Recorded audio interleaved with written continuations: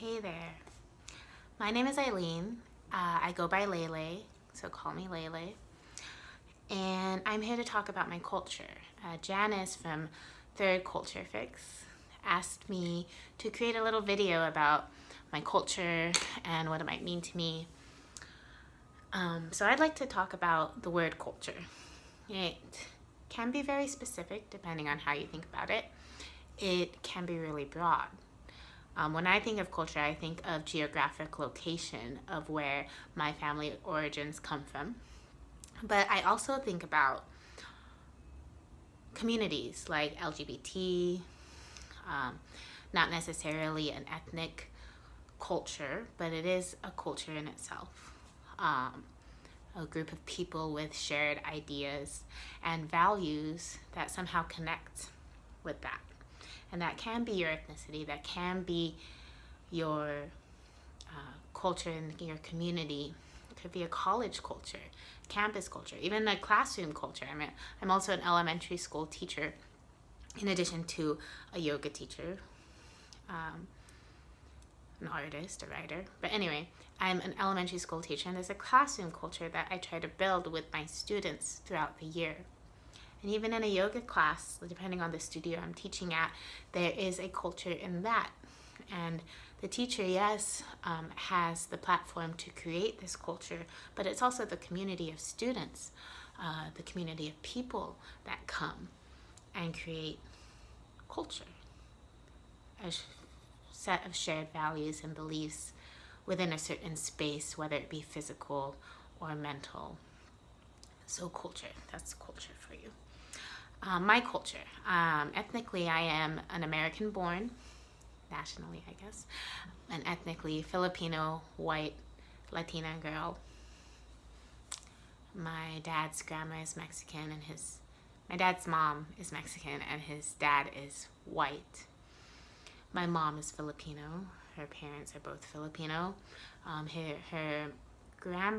dad, my grandpa, is Filipino and Spanish. So there's lots of things, lots of ethnic cultures mixed in with my family origins. And that being said, it has shaped a lot of how I view the world, a lot of my perspective,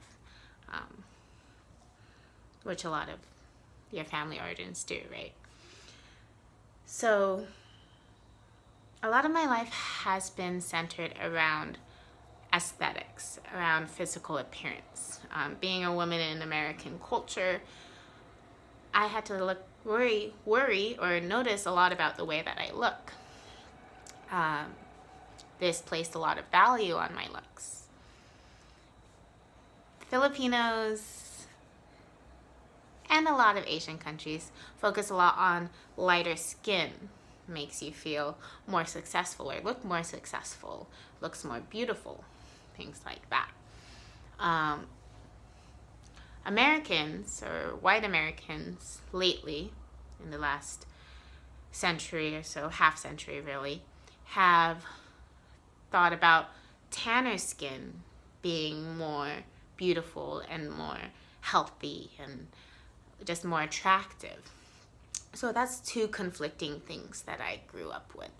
I also wanted to talk about weight.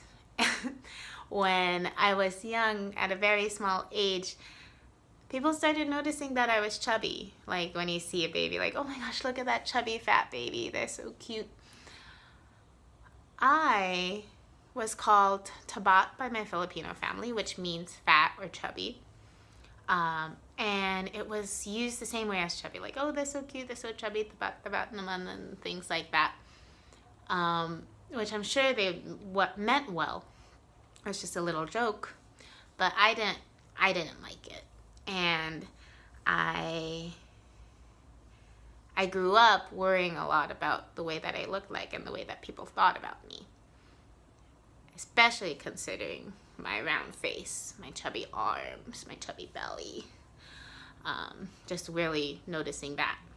And by the time I got into upper elementary, middle school age, around 10 to 13-ish, my mom started noticing too, and she would really push, like, hey, have you worked out today, honey? Like, make sure you do your exercise, make sure that you watch what you eat, all that stuff at like 10 years old. Which of course she meant well and she came from a loving place, but that brought a lot of stress to my existence. And I started going to the gym at the YMCA, I started taking yoga classes, I started doing all these things just so that I could look good, so that I could lose weight.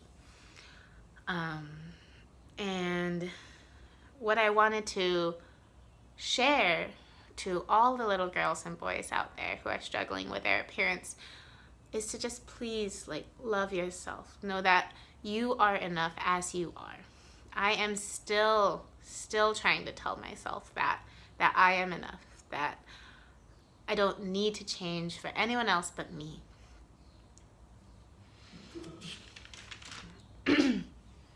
Going back to the skin thing.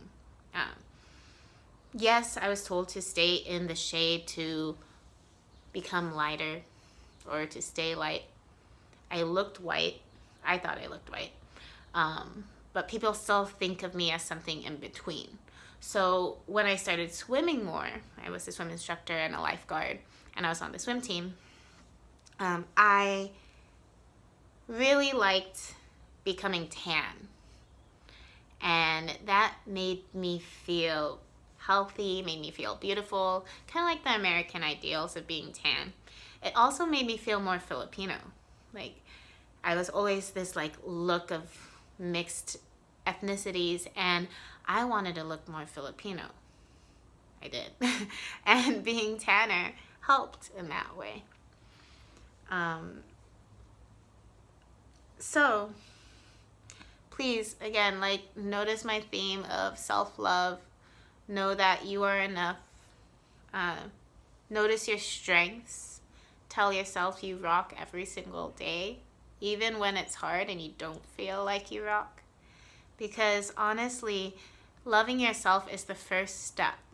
The first step to this world that we're trying to live in. The first step to becoming a better world is starting on our individualistic ideals and goals and self.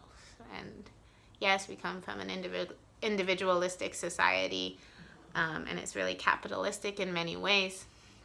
In all ways, it seems like. But if we all become just a little bit better to ourselves, then that can transfer into being a little bit kinder to the next person you come across, and they become kind, and it's just chain of like positivity and love. And that's something this world really needs right now.